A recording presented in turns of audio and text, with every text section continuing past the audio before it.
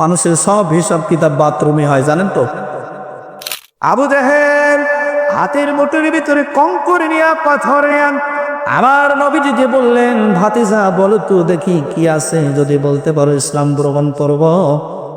আমার নবী ডাক দিয়া বলে, চাচাজি আমি বলবো না, হাতের মুঠোর ভিতরে যা আছে সেই জবান খুলে কথা বলবে। আবু জেহেলের মধ্যে হাতের মুঠোর ভিতরে কি আছে নবীজি ডাক দিয়া বলে, পরে আবু জেহেলের হাতের মুঠোর ভিতরে কি আছিস তোদের জুবান ছেড়ে ছেড়ে দিয়ে একটু জানিয়ে দে।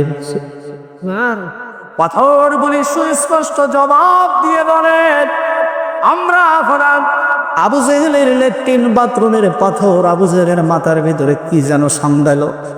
মানুষের সব হিসাব কিতাব বাথরুমে হয়, জানেন তো। বোঝেননি মনে হয়।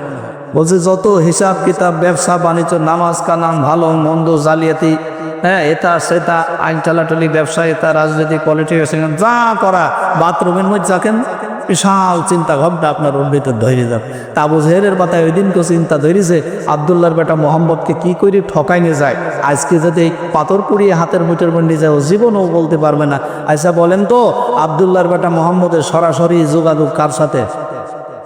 জোরে বলে।